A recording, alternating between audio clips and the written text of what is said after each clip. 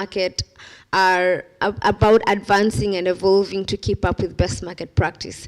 So it is a positive development for us, and it also means that actuaries who are thinking on how to add value and not just to work with the regulation can now think about how do we now promote financial inclusion, how do we now promote the wider part of the population that doesn't have access to insurance and other financial services. So for us, we find that the global standards are really helping advance Africa in general. I mean, outside of South Africa, we always say, but not this time. I think it's helpful for everyone. Yeah, so this would be my short comments. Thank you, Lorraine. We'll now move to Asia with Alexander Wong talking about Hong Kong. Thank you, everyone. So being the last of the second panel is probably the more difficult than the last for the first. Joking aside, I think the growing the professions, similar to like what Jennifer just mentioned, it typically takes a bit of catalyst.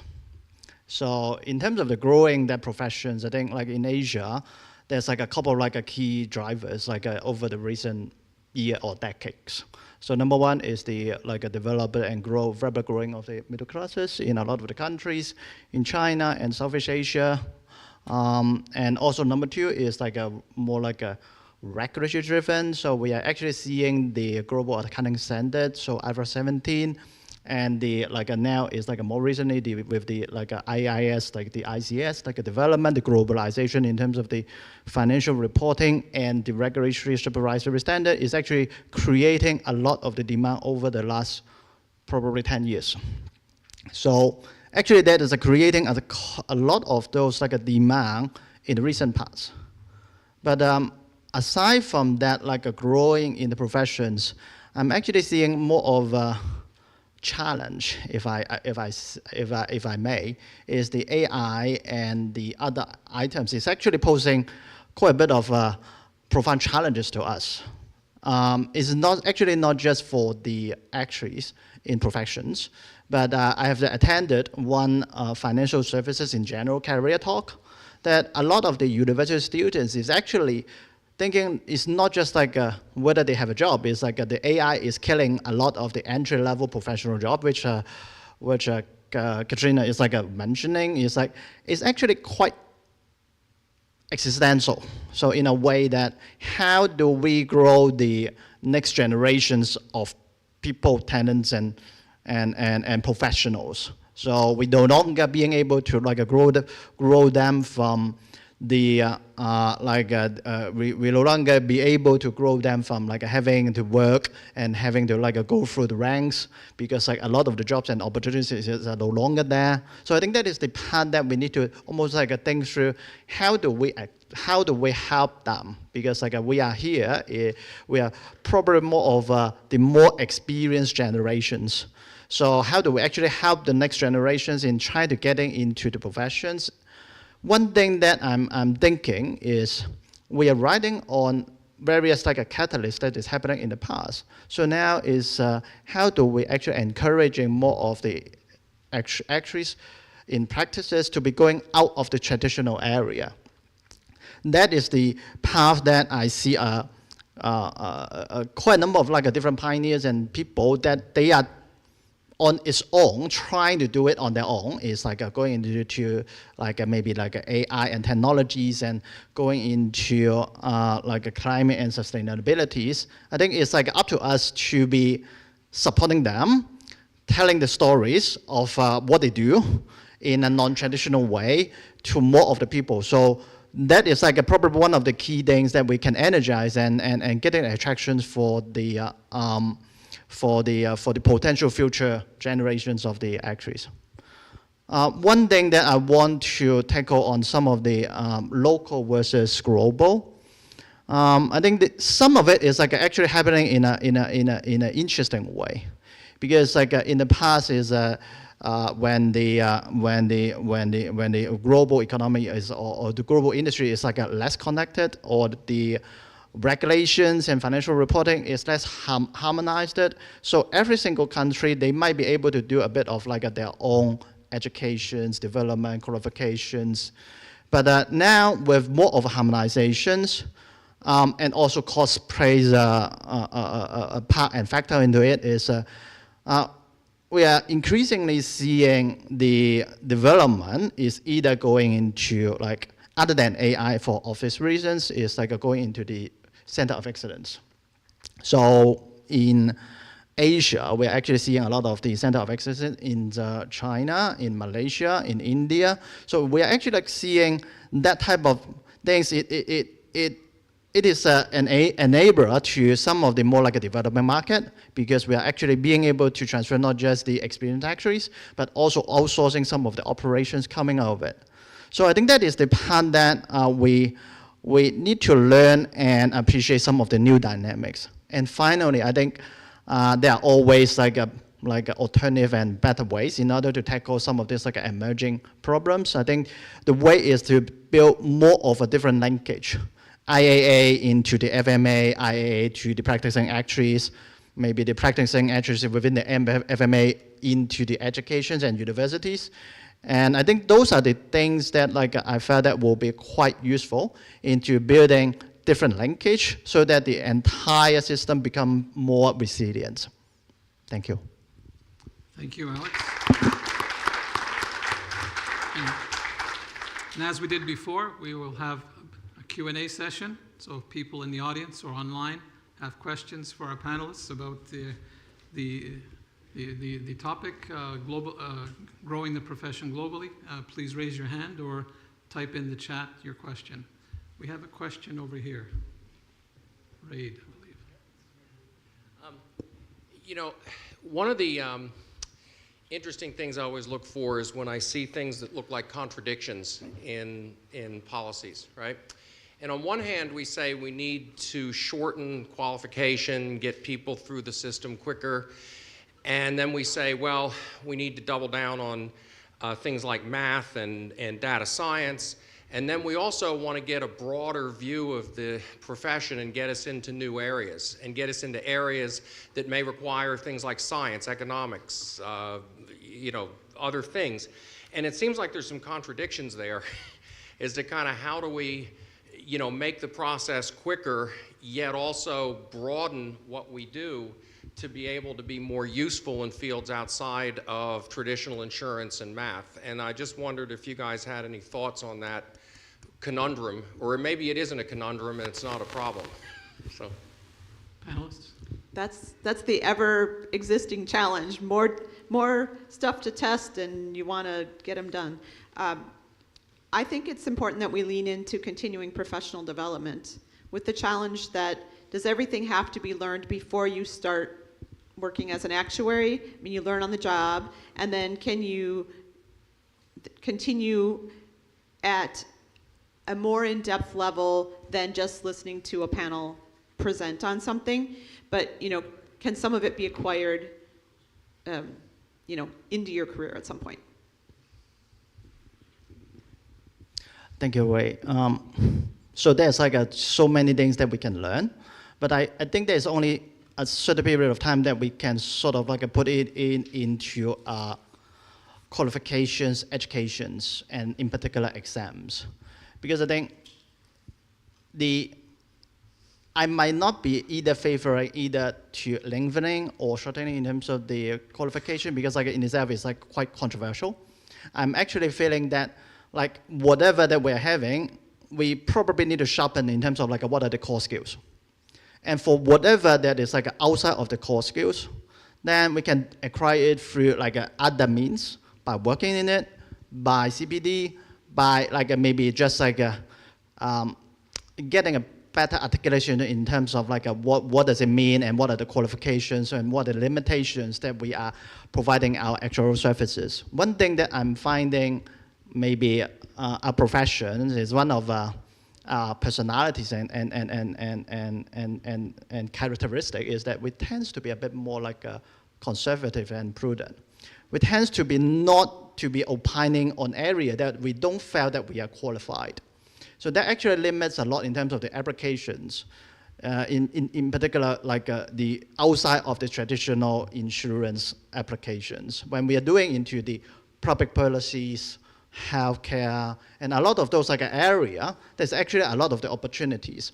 But we need to encourage ourselves in order to make that step. Because like even in Hong Kong, we have recently setting up like a public policy committee, which is like similar to some of the more like established like FMAs in like US or UK or Australia. But I think that is like some of the new things that we are pushing some of our more like experienced people that who might be actually being more comfortable into saying things outside of their immediate expertise and knowing what to qualify and what to put in as limitations. But I think that is the part that we can potentially think about in this context. Thank you. Thank you. Ray, do you want to make a comment?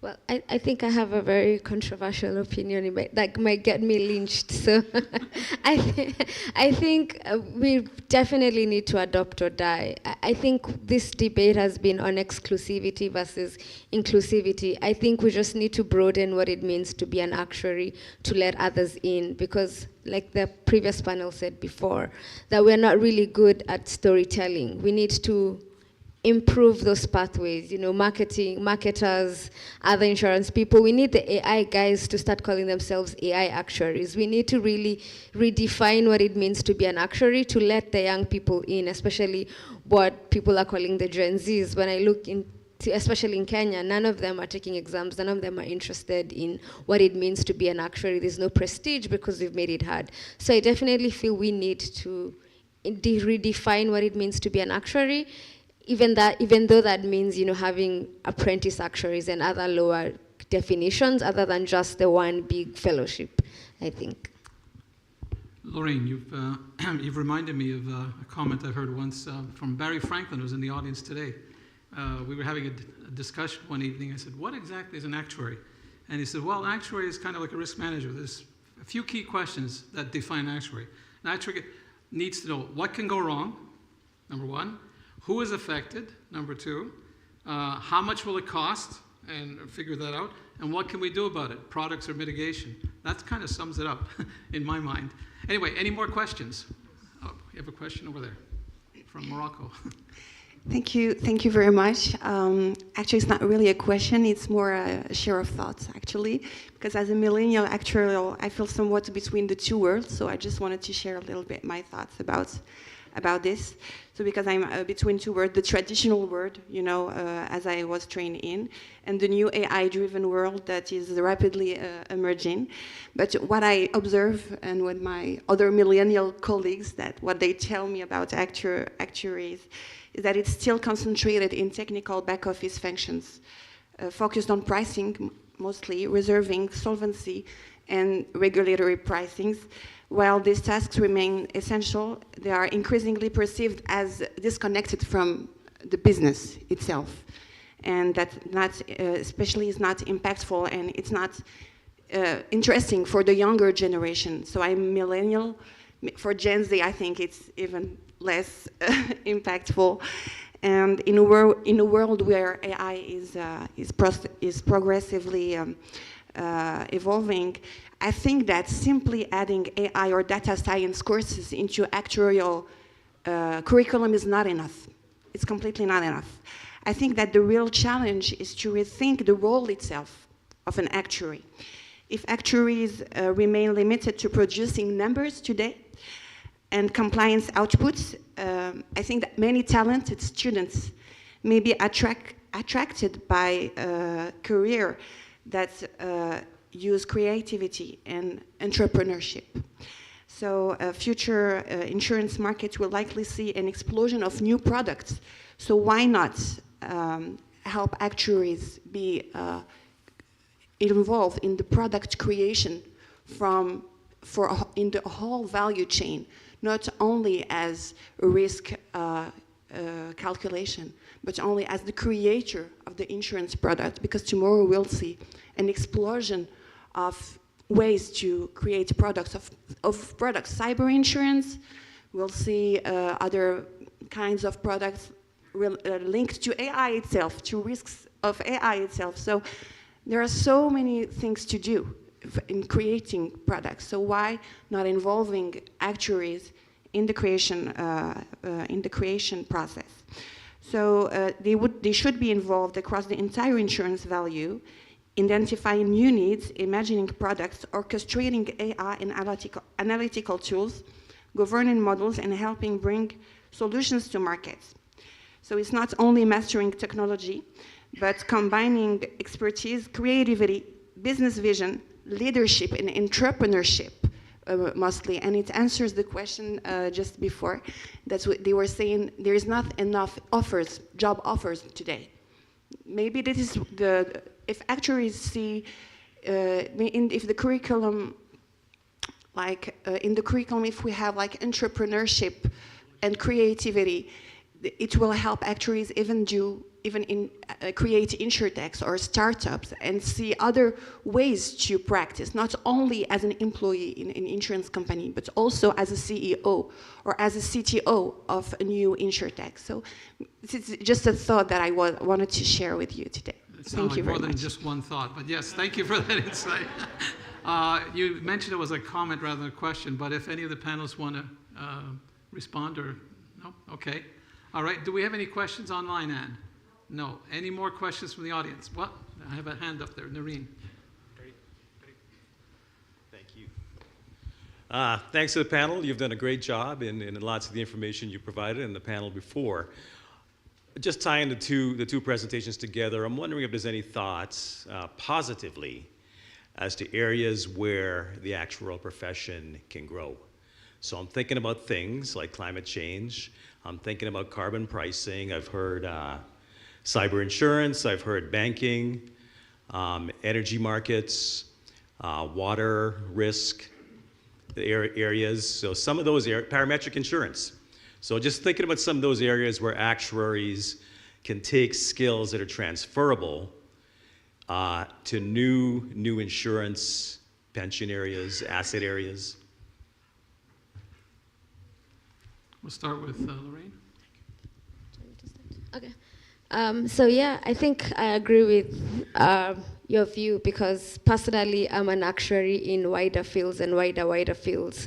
I have worked in parametric insurance where we developed catastrophic risk products for the African market and we sold this to governments and we saw a huge uptake in how we developed and how we responded to disasters and prevented a lot of deaths that are caused by delays of the effects of droughts and floods and tropical cyclones in Africa. And now I work in an oil field where I'm working for an LNG consortium. So I do believe that there are areas to be creative, but I think it is about a marketing plan for actuaries where we are the global ambassadors ourselves, where we go to other places to see how we can develop the skills. And this is something that we can market to other younger actuaries because there are wider opportunities and there are people who need our skills that do not even know that they need us. And this is what has happened, especially in the parametric field in Africa, where there's a lot of financial inclusion solutions to be built, and parametric seems like a cheap solution to go into. So climate change and all those things are things that we can essentially market it to other younger actuaries, and I think the onus is on us to be the global ambassadors. Thank you. So I think definitely the climate is one of them, but I'm trying to stepping back in terms of why it is the case. It's there's a lot of the uncertainties, a really, really long term. So I think that is the part that is we are a bit more hesitant into stepping out of our traditional area of a really life and GI and P&C insurance, but going into some of these bigger topics. So it can be climate, it can be a pension, it can be healthcare, and in healthcare in a way that is not just a health product, health insurance product, but a healthcare, a system assisting the government in terms of financing. Because I'm actually even going into my home FMA in Hong Kong, a lot of those medical, financing, healthcare, financing policies, it's not necessarily having a lot of input from the actuaries. I don't know why, but like we will be getting and trying to get involved. I think a lot of those like coming back, if there is any other new ways, is probably trying to distill down in terms of our cost strength, in terms of identifying and portraying and articulating in terms of the risks and uncertainties, and longer term, in terms of shaping it, and maybe like doing like some of the things that like Mike has talked about is like also putting a price tag, even if it is a guesstimate, on top of it, so that it can frame and encouraging in terms of like how the conversations and debate can continue. Because like we are not scientists, we might not necessarily be able to coming up with either drugs or solving the climate changes on our own, but not having that doesn't stop us into contributing our part into it.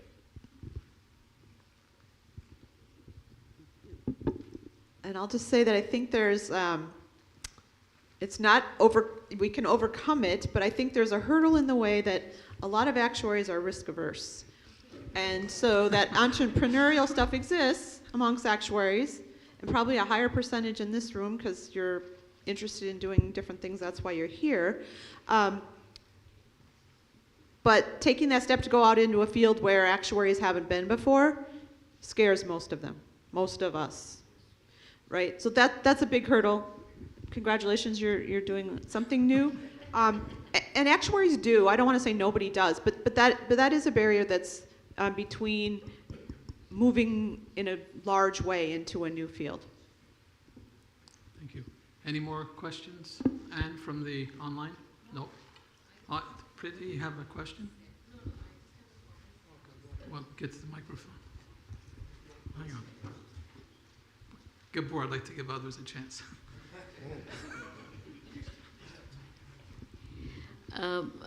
I agree with you on the risk-averse part, but I also have a different perspective that actuaries typically, on a scale of 1 to 10, if you're not at 8, you think you shouldn't raise your hand. That's not how it is. You look at some of the other professions, even if they're at a 4 or 5, and I've been talking to a lot of other professions. I know zeros too that raise their hand. So, yeah. So they say, okay, we'll figure it out on the job. We don't do that. It's so much ingrained in us that everything has to be correct to 2 decimal places that we just think that we're not ready as yet. So that's a mindset change that we need to bring about. Sorry, Lorraine would like to respond. Yeah, I definitely think that that's the issue, and perhaps one of the things that I usually say to students, perhaps it might be relevant in this room, is how do you create a fail-safe environment for you to move to another field, for you to move to sort of oil and gas? I think the easiest way, the one word is volunteering. Because when you volunteer to do something for free, there's literally no risk that if you get it wrong, there's going to be backlash. Because I do find that the problem with actuaries, it's been ingrained in us that the cost of failure is so large. When you fail an exam, it has ripple effects on your savings. When you have to retake an exam 5, so we are sort of trained to have a very high aversion to failure. And one of the ways you can get over that barrier is to volunteer. When you're volunteering, you're giving your time for free, you can fail. So I think it's creating opportunities where failure, and we say this all the time with AI, where they fund billions of companies and allow them to fail till they get the first one right. So I think we need to encourage situations where you can fail gracefully and pick up yourself and learn, because you're not going to know what you're doing on day one. And I can say that for myself for many of the things. But once you're doing it for free, everyone's happy to just show you what you need to do to get going. So I'd say volunteer, volunteer, volunteer. It's the way to fail. And Gabor, we're running close to the end. So if you can keep it to 1 minute. One question only. So do you know who is the employer of our AI task force chair? Uber. I mean, I wanted to say only this. Thank you. Thank you very much. Okay, I'll just say a few closing remarks. Oh, sorry. We have one more. It's okay? All right. So some closing remarks, and then we'll move on with the rest of the day. So thank you to all our panelists, the first panel and the second panel, for your insights, and to everyone here for the discussion and engagement. I think what we've heard today reinforces that the profession is at an important point. The talent question and the growth of the profession are not separate issues. They are closely linked, and how we respond to one will shape the other. There's no single answer, and there's no one-size-fits-all approach across jurisdictions. But there's a clear need to continue evolving, both in how we attract and develop talent and how we support the profession globally. For the IAA, this is very much part of our ongoing work, working with FMAs to share perspectives, to support development, and to help ensure the profession remains relevant and strong in a changing environment. Today's discussion is one step in that journey and process. The value comes from hearing different perspectives and continuing the conversation beyond this room. So thank you all, everyone, for your participation.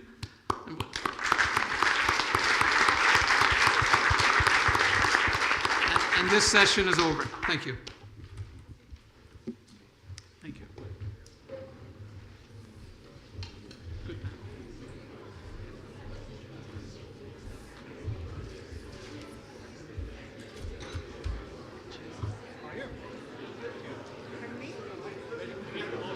Sorry, was there a fifth one? I thought there was five. What? When? Oh, when?